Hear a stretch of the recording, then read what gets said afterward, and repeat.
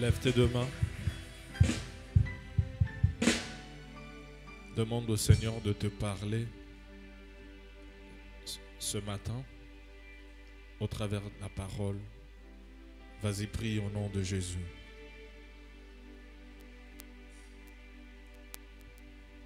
Demande à Dieu de te parler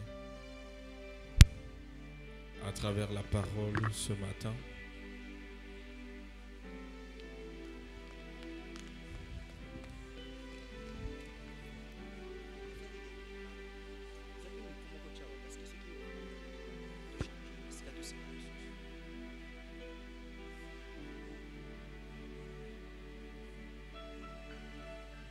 Père éternel, Papa Yahweh, nous te demandons de parler à ton peuple ce matin. Je prie pour l'esprit de révélation et de connaissance sur ma vie. Corrige-nous, instruis-nous, parle-nous ce matin à travers ta parole. Au nom de Jésus. Merci parce que ton peuple sera édifié. Le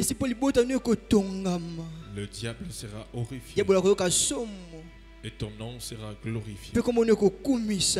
Au nom suprême de Jésus. Par nos acclamations. Merci. Amen. Amen. Avant de t'asseoir, salue au moins 4 personnes autour de toi. Tu lui souhaites la bienvenue au deuxième culte.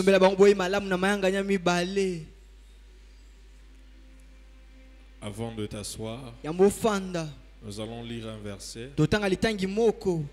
Avant de t'asseoir, nous allons lire un verset. Je ne t'ai pas demandé de t'asseoir. J'ai dit avant de t'asseoir. Nous allons lire un verset. Toi qui es assis, lève-toi s'il te plaît. Tu vas t'asseoir pendant longtemps. Lisons la Bible ensemble.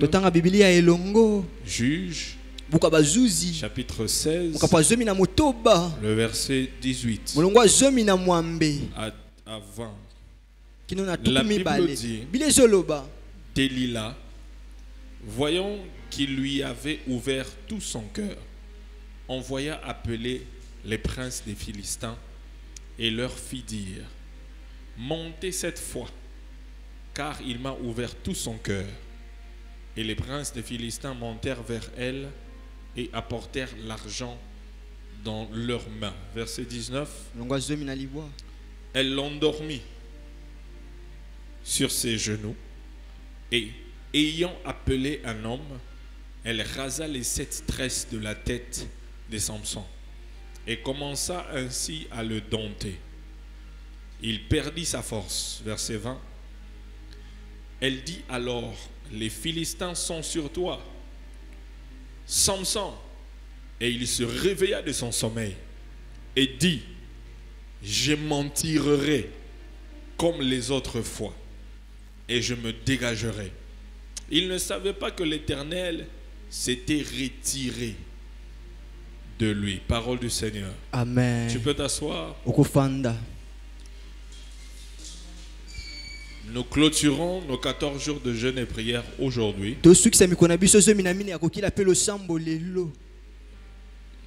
Et notre thème principal, c'est comment surmonter les épreuves.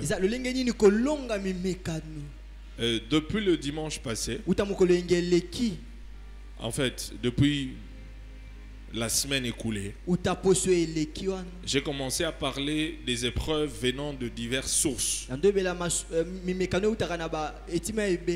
notamment les épreuves causées venant de Dieu, les épreuves venant de la chair, les épreuves venant du diable. Et nous avons parlé des épreuves causées par le péché. Je me suis arrêté quelque part le dimanche passé. Et je vais continuer et clôturer aujourd'hui. Et nous, en parlant du péché, nous avons souligné que tu ne peux pas tomber dans le péché sans d'abord avoir été tenté. Tu dois d'abord être tenté avant de tomber dans le péché. Ça commence par la tentation. Et pour ne pas tomber dans le péché, il faut vaincre la tentation. Et nous avons dit pour vaincre la tentation,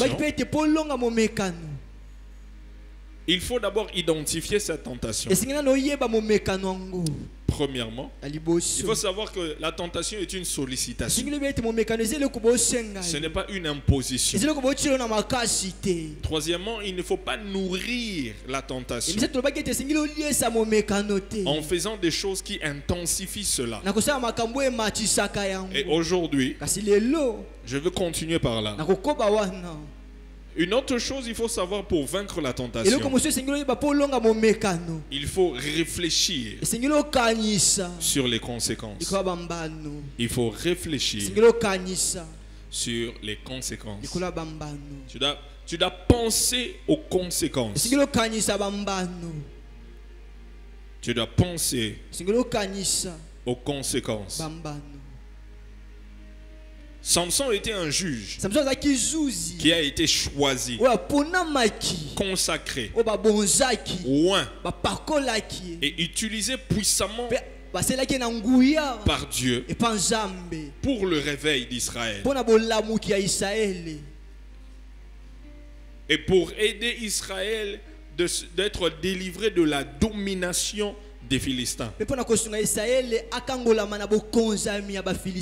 cela, il était doté d'une force surnaturelle. Mais malgré que Samson était choisi de Dieu, il jouait avec le péché. Il jouait avec le péché. Au point où il pouvait se détendre sur les cuisses d'une femme étrangère.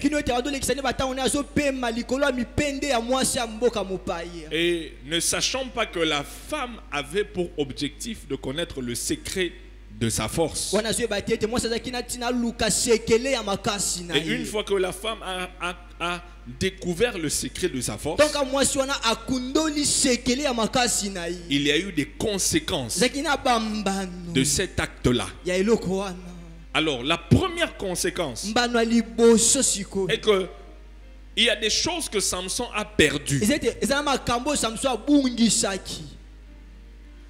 Il y a des choses que Samson a perdues. Il a perdu. La première chose que Samson a perdue, c'est sa force. Samson a perdu beaucoup de choses. Mais la première chose qu'il a perdue, c'est sa force. Quelqu'un dit sa force. Sa force. Quelqu'un dit sa force. Sa force. Verset 19. La Bible dit, elle l'endormit sur ses genoux et ayant appelé un homme, elle rasa les 7 tresses de la tête de Samson. Et commençant ainsi à le dompter, il perdit sa force. À cause du choix que Samson a fait de révéler le secret de sa force, il a perdu sa force parce qu'il jouait avec le péché. Bien-aimé, lorsque tu joues avec le péché, tu vas perdre ta force spirituelle. Tu vas perdre ta force spirituelle. C'est l'une des conséquences que tu vas vivre. Tu perds ta force spirituelle. Comme Samson. Vous savez, aujourd'hui, il y a des gens qui n'ont plus de force spirituelle. Spirituellement parlant, ils ne sont plus une autorité. Ils n'ont plus de pouvoir. Ils ne peuvent pas parler devant les démons. Ils ne peuvent pas parler devant les sorciers. Ils n'ont rien à dire parce qu'ils n'ont pas de force. cause du péché. C'est une conséquence. Si seulement Samson, il avait réfléchi sur les conséquences du fait qu'il allait révéler le secret de sa force. S'il avait pensé aux conséquences, il n'aurait pas fait ce qu'il a fait. Regarde ton voisin de lui. Pense aux conséquences. Tape ton voisin sur l'épaule. Tu lui dis, voisin, pense aux conséquences. Pense aux conséquences. Pense aux conséquences de tes actes. Pense aux conséquences. Il a perdu sa force. Vous savez, beaucoup de gens qui ont perdu leur force devant les démons. Tu peux aller chasser les démons. Démon sort. Démon libère. Les démons te regardent. Il dit, Jésus, je connais. Toi là, t'es qui? Avec quelle autorité as-tu, quelle force as-tu pour me chasser? C'est comme le fils de Sheva. Ils disent au nom de Jésus que Paul prêche, sortez. Les démons disent attends, sois pas pressé. On connaît Jésus. Paul on connaît. Vous là, vous êtes qui? Quelle autorité avez-vous? Quelle force spirituelle avez-vous pour nous chasser? Et puis on les a bien frappés. Lorsque tu n'as pas une force spirituelle, hein? C'est les gens des chrétiens où c'est ce genre de chrétiens, tu dors comme ça, on t'étrangle. Hein? Tu dors là-bas. Quand tu te réveilles, tu sais pas là où on a mis mon nombril. Tu sais pas là où on a atterri ça. On t'a déjà étranglé. On t'a déjà étranglé. Même si tu dis on t'a déjà étranglé. Pourquoi? Tu n'as pas de force spirituelle. Parce que tu joues avec le péché. Et les sorciers peuvent jouer avec toi. Jouer avec toi comme ils veulent. Demande à ton voisin, est-ce que toi vraiment spirituellement tu es fort? Demande, est-ce que toi tu as une force spirituelle? Samson a perdu sa force. Vous savez, depuis que je suis chrétien, depuis que je connais Jésus, je ne me rappelle pas le jour où j'ai dormi. On m'a étranglé. Jusqu'aujourd'hui. Non, jamais. Oh, je suis en train de dormir, on m'étrangle. Et puis je me réveille. On vient de m'étrangler la nuit. Hein? C'est comme si ton voisin auto fini qui lobby. On vient de l'étrangler hier. T'as la king voisin. On dirait regarde le cou de ton voisin. On dirait finir comme si on l'avait étranglé. C'est ça. Samson a perdu sa force. Je vais dire à quelqu'un, ne perds pas ta force spirituelle. Ne perds pas ta force spirituelle. Ne perds pas ta force spirituelle. En jouant avec le péché, il n'a pas bien réfléchi. En faisant ce choix-là, il ne savait pas qu'il y a des conséquences. La deuxième chose que Samson a perdu,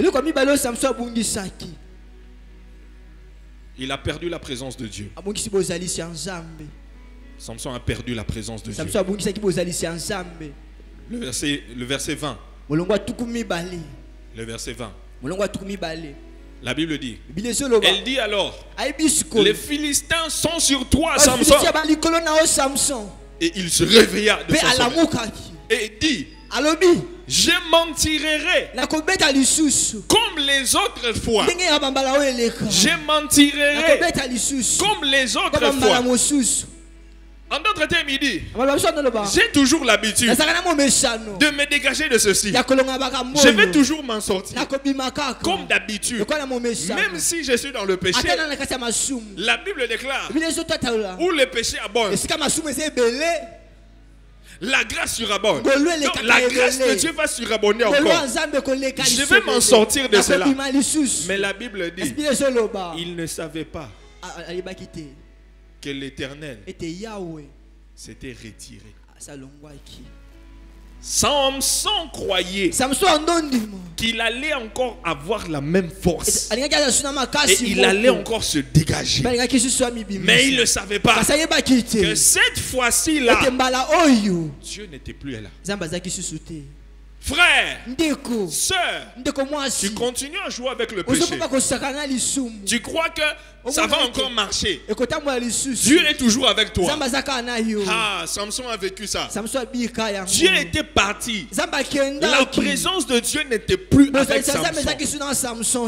Samson croyait que le secret de sa force, c'était sur ses cheveux.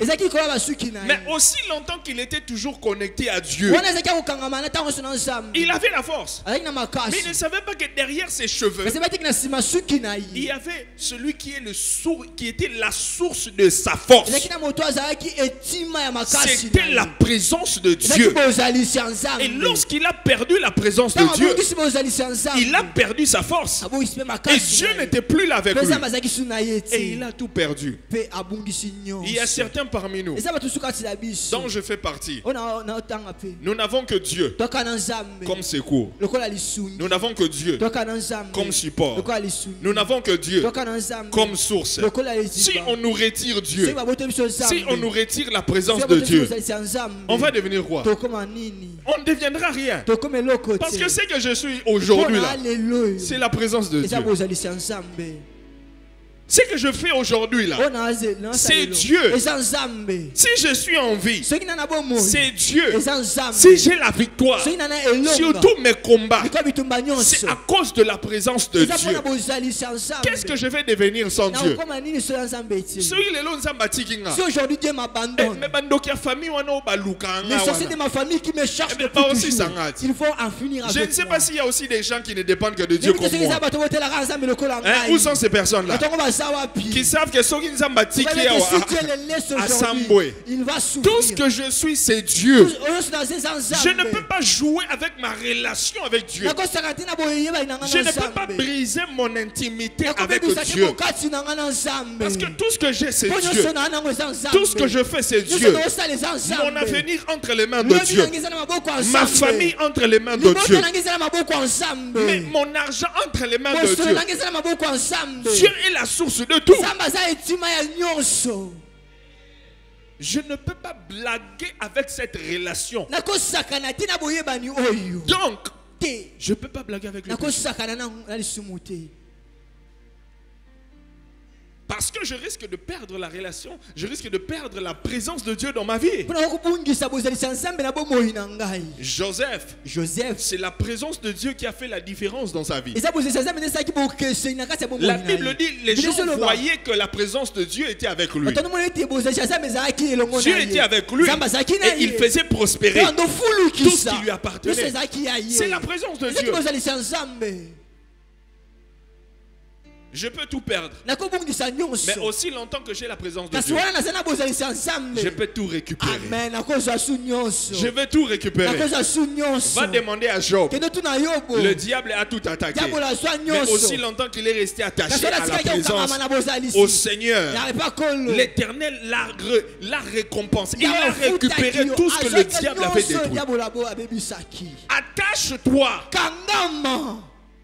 à la présence de Dieu. Il ne faut jamais vouloir perdre ton intimité avec le Seigneur. Dis à ton voisin, il ne faut jamais vouloir perdre ton intimité avec le Seigneur. Jamais. Jamais. Ne brise pas cette relation. Ne la brise pas. Vous savez, hein? Toutefois que tu es devant une tentation, tu dois te poser une question. Qu'est-ce que je veux perdre après ceci? Qu'est-ce que je veux perdre après ceci? Si je prends cette décision-là, si je fais ceci ou cela, qu'est-ce que je vais perdre? Qu'est-ce que je vais perdre? Et lorsque tu sais ce que tu peux perdre, tu ne vas pas tomber dans la tentation. Tu ne vas pas tomber dans la tentation.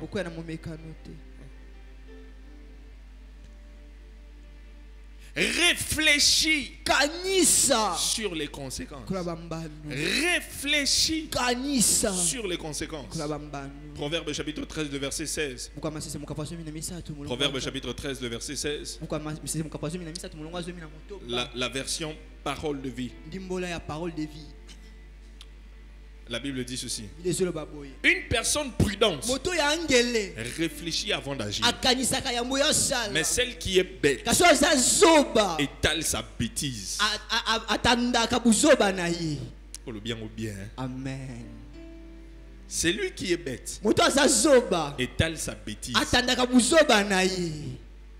Et puis mon Dieu, c'est lui qui est bête étale sa bêtise.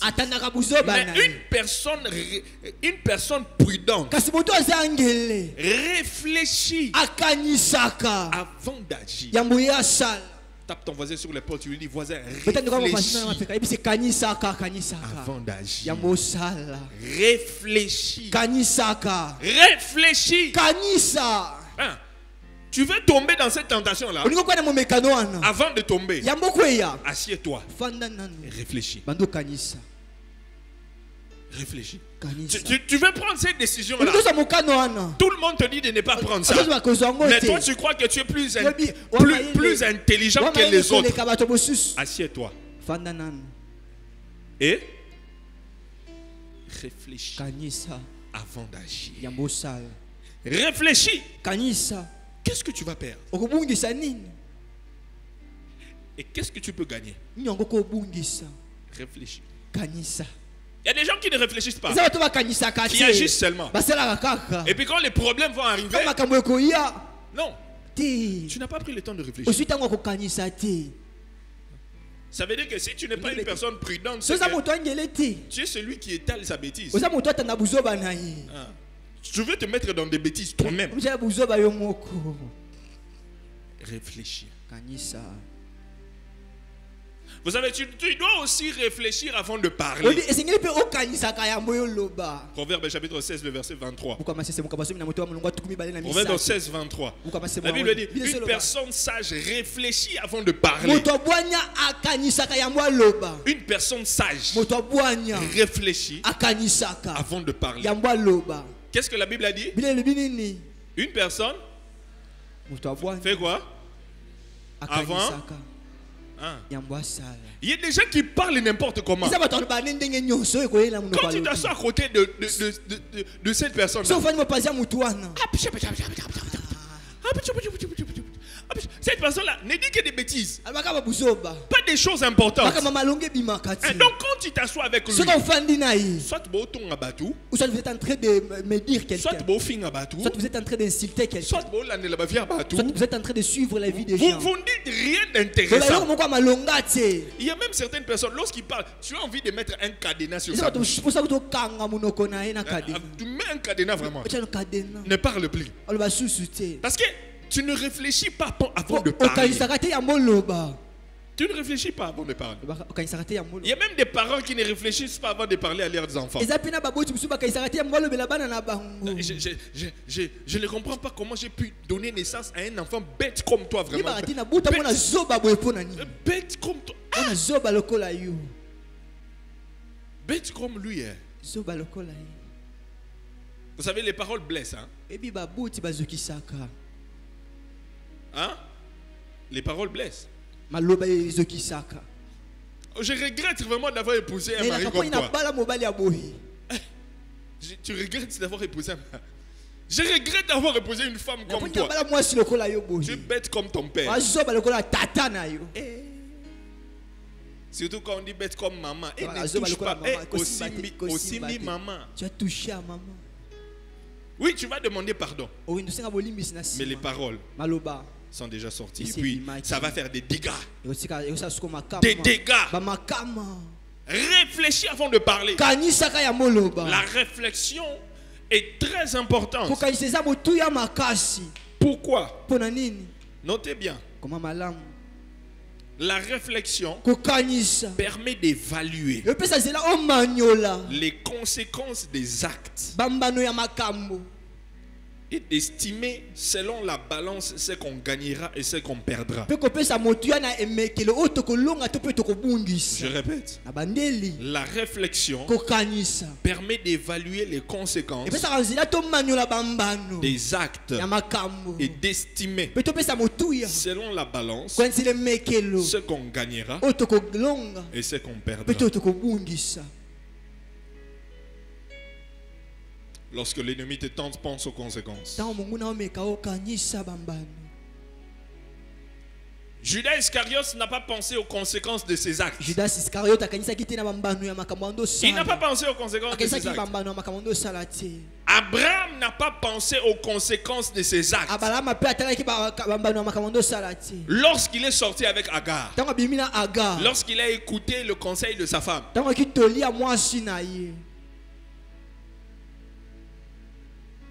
il n'a pas écouté. En fait, il n'a pas réfléchi avant d'agir.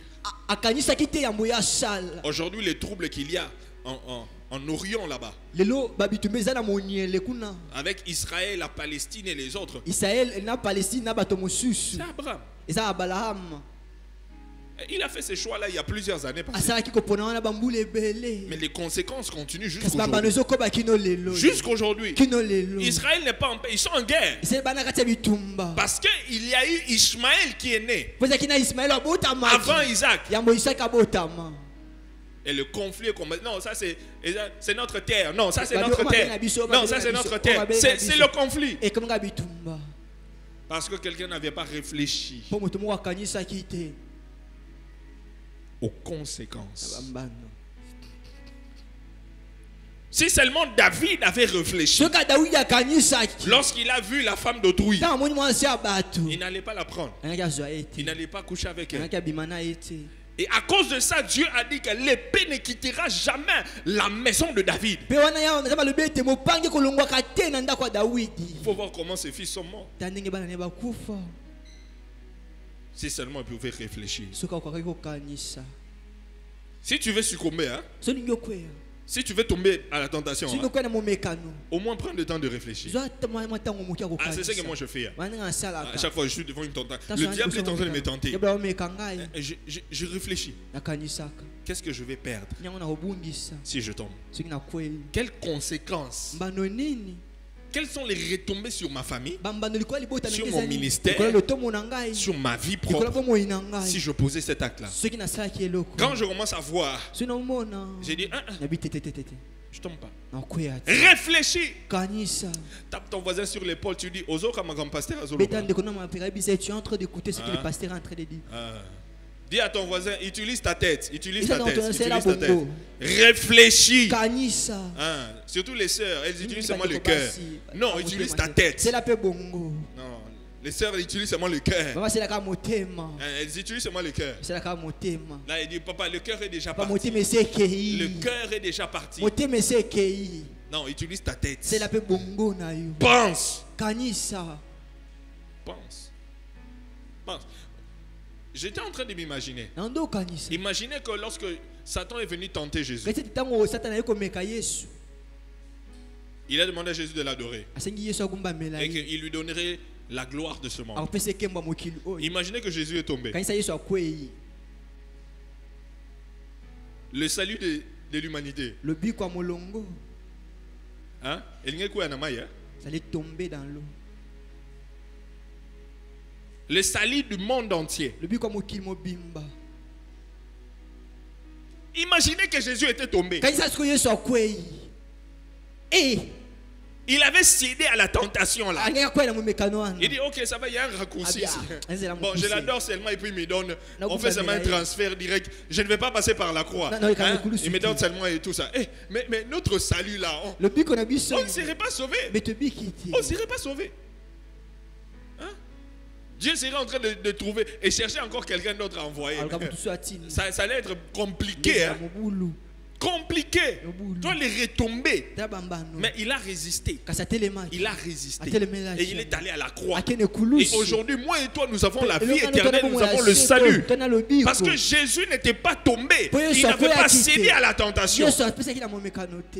Quelqu'un entend ce que je suis en train de dire? Je sens que Dieu est en train de parler à quelqu'un. Je sens que Dieu est en train de vraiment parler à quelqu'un. Oui. Pense aux conséquences.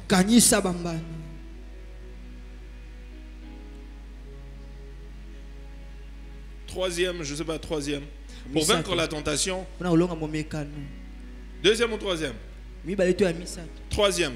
Considère le péché comme de la boue. Considère le péché comme de la boue. Philippiens chapitre 3, le verset 8. Philippiens 3, verset 8. La Bible dit: et même je regarde toutes choses comme une perte à cause de l'excellence de la connaissance de Jésus-Christ mon Seigneur, pour lequel j'ai renoncé à tout.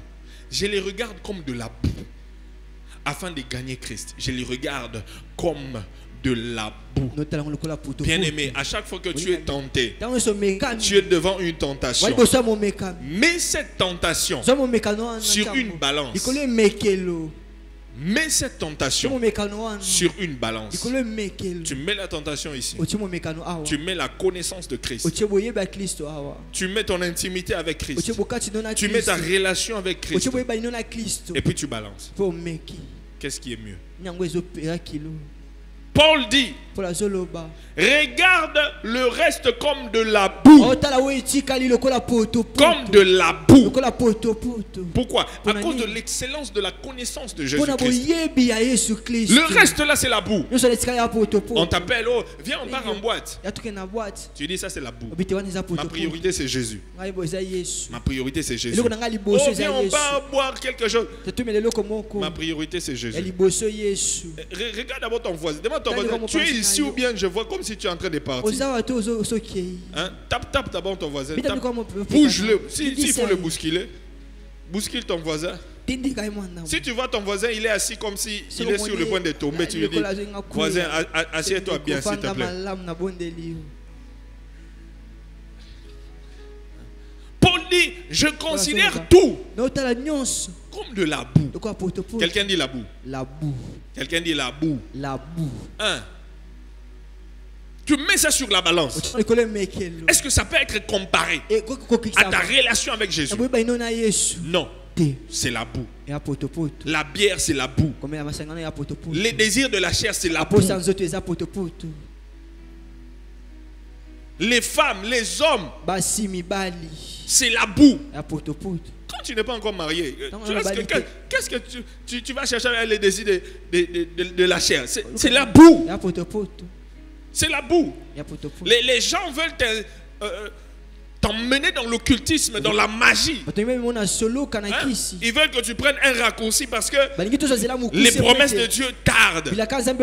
Non, c'est la boue. C'est la boue. Tu dois rester concentré sur Jésus. J'ai dit à quelqu'un, tu dois rester concentré sur Jésus. Reste concentré sur Jésus. Reste concentré sur Jésus. Le reste, c'est la boue. C'est la boue. Oh, tu dis pas amen. Oh, tu dis pas amen. C'est comme si tu ne crois pas ce que j'ai dit. Hein? Le reste, c'est la boue. C'est la boue. Est-ce que toi tu peux manger la boue? Tu peux te laver dans la boue. Tu peux dormir dans la boue. Tu peux nager dans la boue. Non. Lorsque la réponse est non, tu ne peux pas te concentrer sur la boue. Et Paul dit, et même je regarde toutes choses comme une perte à cause de l'excellence de la connaissance de Christ. Jésus, c'est ma priorité. Le reste, c'est la boue. Tape ton voisin, tu lui dis: Jésus, c'est ma priorité. Le reste, c'est la boue. Le reste, c'est la boue. C'est le reste, c'est la boue. La haine et l'horreur du péché sont produites par l'excellence de la connaissance de Jésus.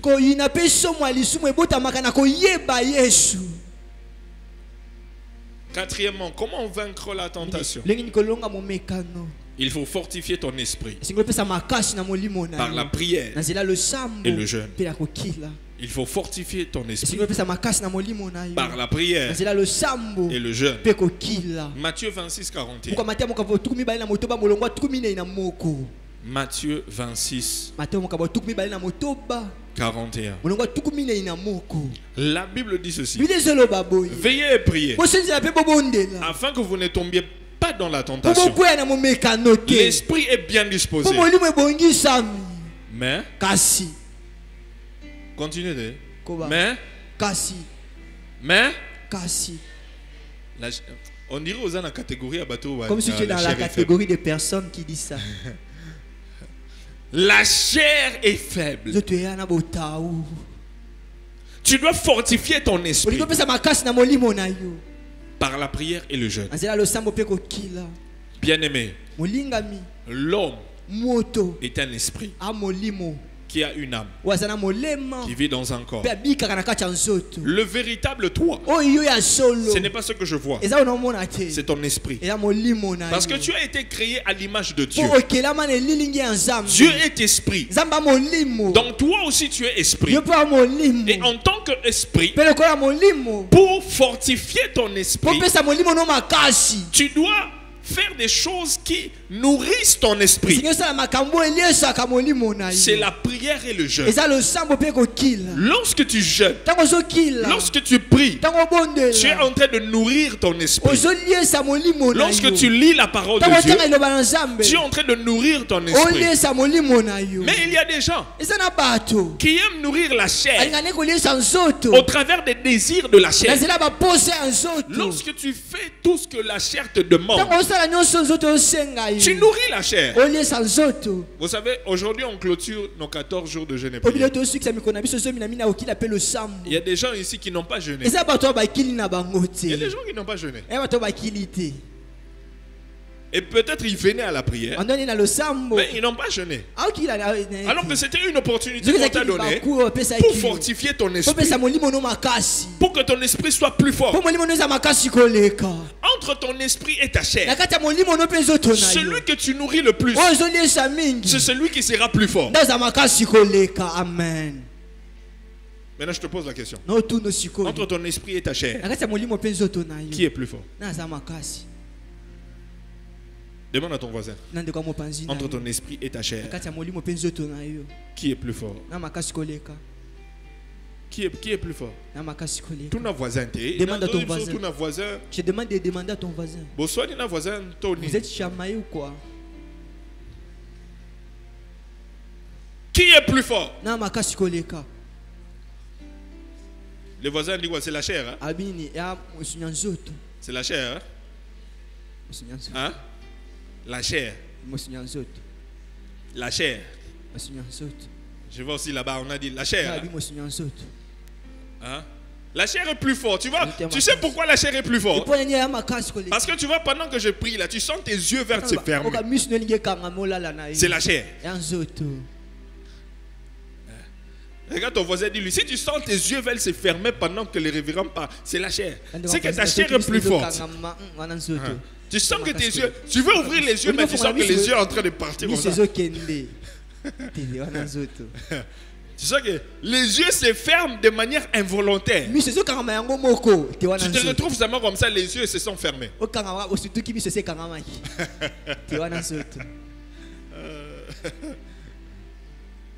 C'est comme un frère à l'église. Le pasteur est en train de prêcher. Il a fermé les yeux. La chair a fermé les yeux. Et le pasteur demandait qui peut donner $1000 à l'église. Qui peut donner? Le pasteur criait. Dans cette rangée, qui peut? Il a fermé les yeux. Non, il dormait. Il croyait qu'on a dit Alléluia. Il s'est levé. Amen. Moi. Amen.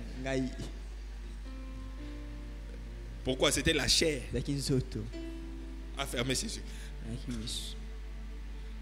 C'est seulement un un esprit fort qui peut résister au désir de la chair. Si tu écris ça, c'est seulement un esprit fort qui peut résister au désir de la chair. Seulement un esprit fort qui peut résister au désir de la chair. Dis à la sœur là, les désirs de la chair ont fermé les yeux. Tape ton voisin, tape ton... les désirs de la chair ont fermé les yeux.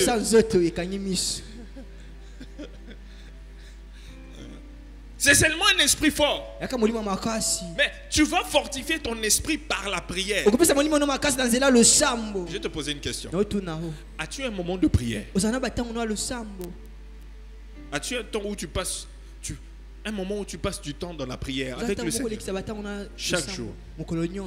Si oui, tu passes combien de temps? 10 minutes? 30 minutes? 1 heure? Demande à ton voisin, est-ce que si tu pries combien de temps? Nous sommes à l'église, il ne faut pas mentir. Il ne faut pas mentir. Dieu te voit. Dieu te voit. Donc, dis la vérité. Dieu te voit. Dieu te voit. Hein? As-tu déjà même prié 1 heure du temps? 1 heure du temps. Tu pries 1 heure du temps. As-tu déjà prié même 2 heures du temps? J'entends quelqu'un dire, hey, pasteur, 2 heures du temps. As-tu déjà prié même pendant 3 heures? 3 heures en prière. Je peux même aller. As-tu même déjà prié 4 heures du temps? 4 heures du temps, tu sais pas dans la prière. On te cherche là, tu es en train de prier. Toi avec le Seigneur pendant 4 heures. Il y a des gens qui disent, hey, pasteur, 4 heures. 4 heures du temps. Beaucoup comme ça. Mais toi là, tu peux te tenir devant la télévision, devant Maboke TV, après un théâtre, après un autre, pendant même 6 heures du temps, même toute la journée, en train de suivre seulement ma charrue, et tout ça. C'est ça, pendant même 6 heures, toute la journée. Toute la journée. Même devant Novelas. Tu vas finir l'histoire là de Lucas. Et de Roméo. Tu veux suivre vraiment juste. Mais tu peux passer toute une journée. Et des fois tu peux mettre là sur TikTok de 6h à 14h30. Tu sais comme ça, quand tu fais comme ça là, au surtout surtout 4 heures. Tu fais seulement comme ça. Ça là, comme ça là, TikTok. Tu quittes TikTok, tu vas sur WhatsApp. Tu rentres sur TikTok. Tu vas sur Facebook.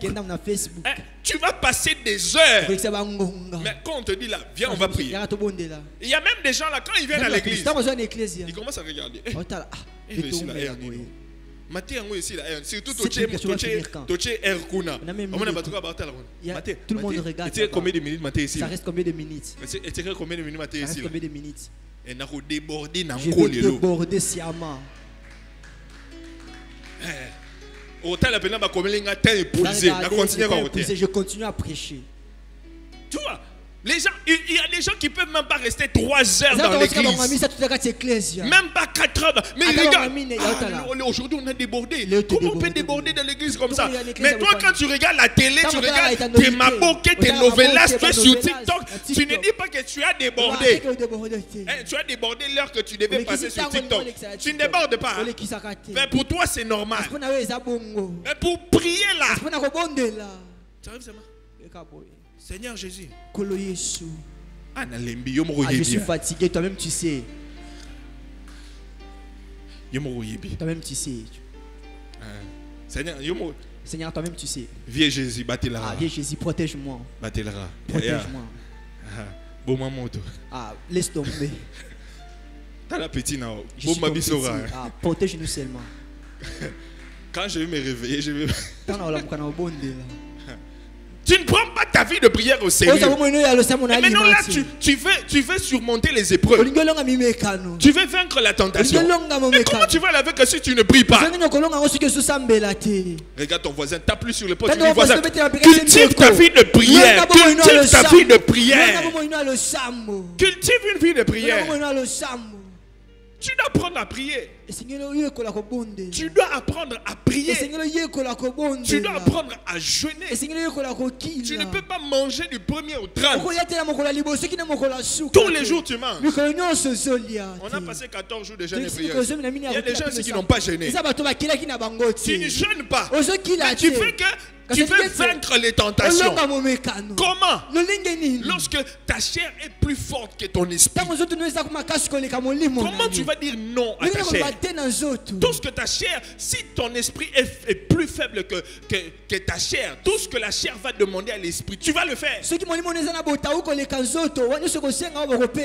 Cultive une vie de prière et de jeûne. Cultive une vie de prière et de jeûne. Est-ce que je parle à quelqu'un? Est-ce que Dieu parle à quelqu'un? Oui. C'est bien lorsque vous venez, pasteur, prie pour moi. Je peux prier pour toi. Mais c'est aussi très important lorsque toi-même, tu vas aussi prier. Tu vas aussi chercher Dieu pour ta propre vie. Je veux dire, je suis tombé. Cultive une vie de prière. Cultive une vie de prière. Des fois, moi, je fais 6 heures dans la présence de Dieu. Je suis là dans la présence de Dieu. Pendant 6 heures. Non-stop. Je prie. Je prie. Qu'est-ce que je dis? Entre moi et Dieu. Je cherche Dieu. Si tu ne sais pas prendre ta vie de prière et ta relation avec Dieu sérieusement, tu vas toujours tomber. Hein? Tu vas toujours tomber. Ceux qui résistent à la tentation, ce sont des hommes et des femmes spirituels. Lorsque tu es charnel, tu ne peux pas résister et tu ne peux pas vaincre la tentation. Je vais finir par Galates. Chapitre 5, le verset 16 à 17. La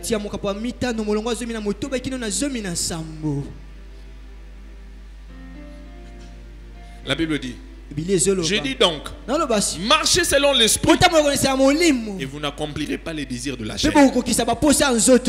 C'est ça le secret. Si tu ne veux pas accomplir les désirs de la chair, tu dois marcher selon l'esprit. Car la chair a des désirs contraires à ceux de l'esprit.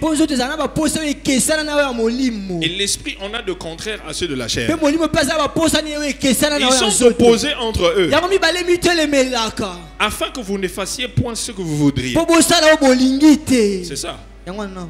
Les désirs de la chair sont contraires aux désirs de l'esprit. Mais tu dois être conduit par l'esprit de Dieu pour dominer sur les désirs de la chair. Et lorsque l'esprit de Dieu te conduit, et il va aider ton esprit à dominer sur la chair, de sorte que tu puisses vaincre la tentation.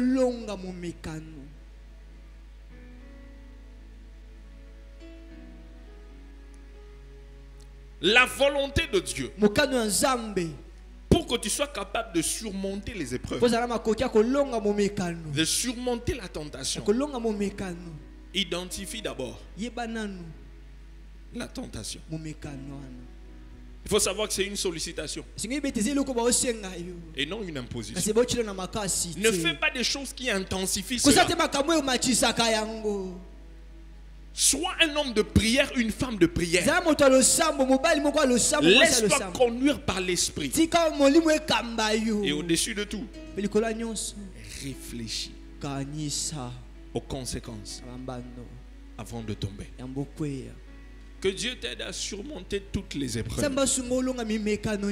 et toutes les tentations au devant de toi. Que Dieu vous bénisse.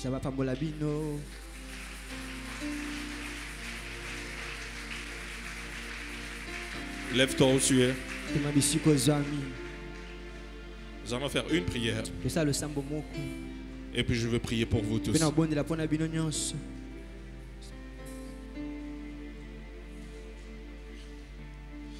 Tu vas prier. Tu vas battre tes mains. Et puis tu vas commander à tout esprit.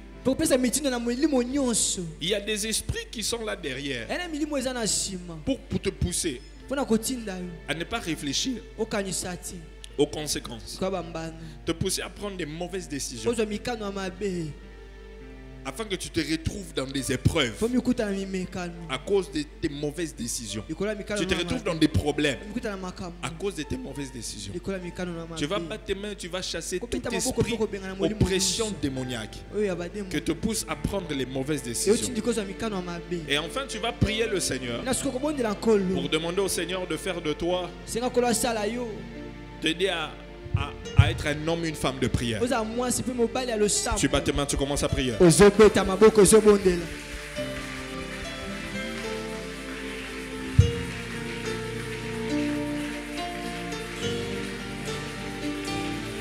Toute oppression satanique qui te pousse à prendre des mauvaises décisions,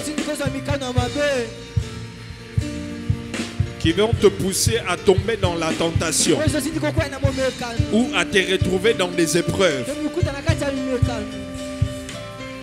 Tu commandes à cet esprit de te libérer. Toute oppression démoniaque, oppression démoniaque.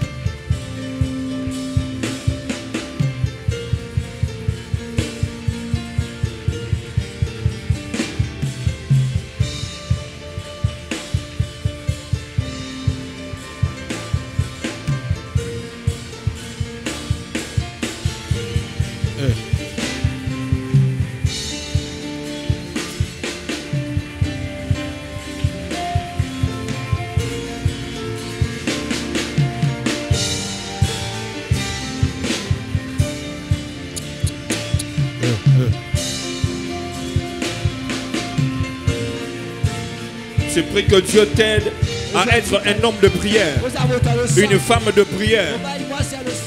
Que Dieu t'aide à fortifier ton esprit afin de dominer sur les désirs de la chair. Je bats tes mains, je prie.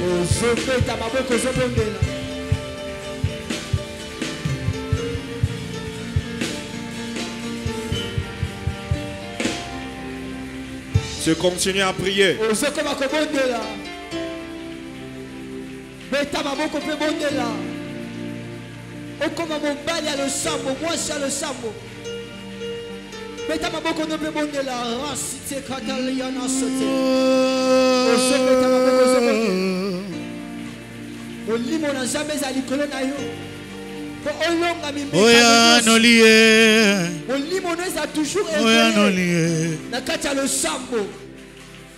Limonèse a toujours éveillé pour quoi la tentation. Beta maboko bondela, beta maboko bondela.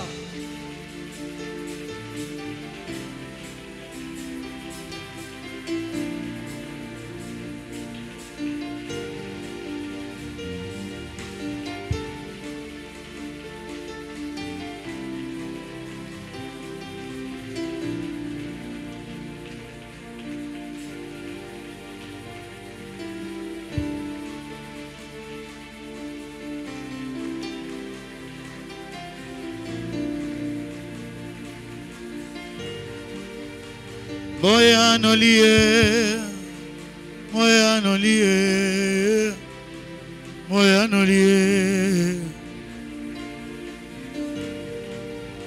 moya no lié, moya no lié, moya no lié.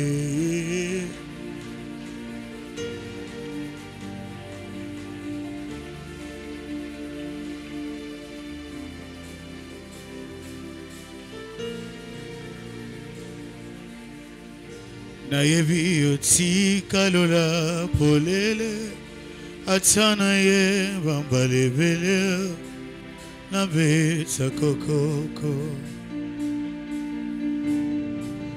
makomi eloba polele nazana droit ya koluka nzambe na pokwa tsona tsongo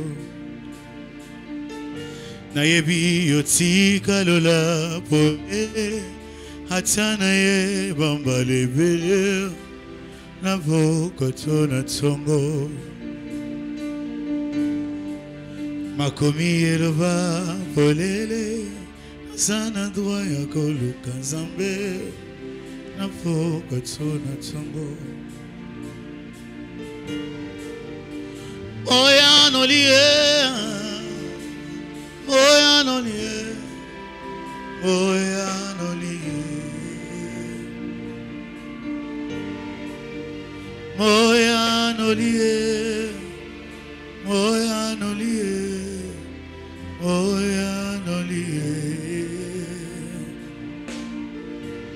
sikalola yo polele poyo zamba lo sambo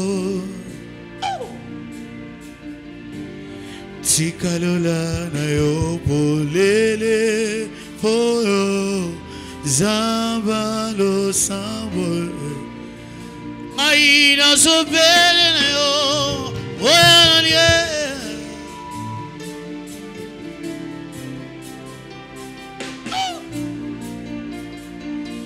na sobele na yo oya nolie oya nolie oya nolie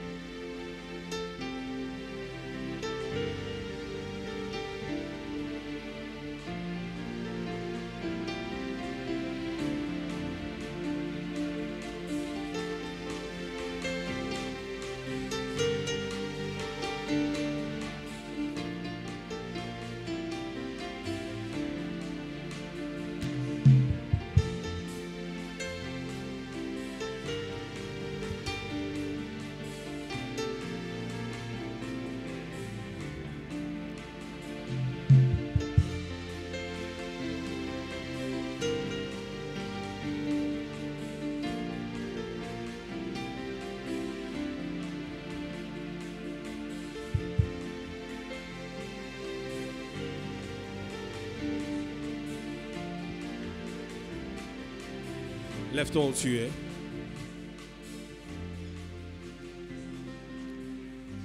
Aujourd'hui, c'est la clôture de nos 14 jours de jeûne et prière. Tu dis simplement merci au Seigneur parce que tes prières sont exaucées. Merci pour le miracle que tu as reçu. Merci pour les bonnes nouvelles qui viennent. Élève ta voix, commence à lui dire merci. Rends-lui grâce.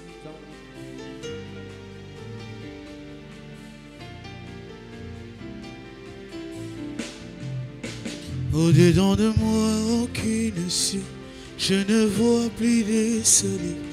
Espérance un jour meilleur a disparu. La force me manque pour me relever. Et partout je suis accablé. Je me demande si je pourrais subsister.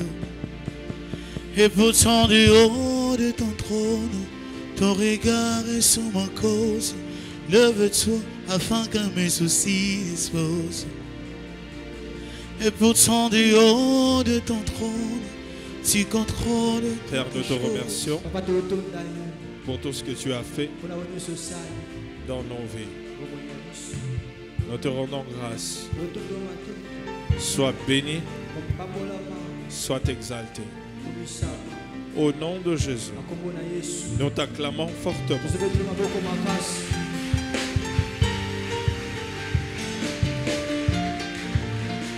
Tu peux t'asseoir. Alors nous avions clôturé. Nous avions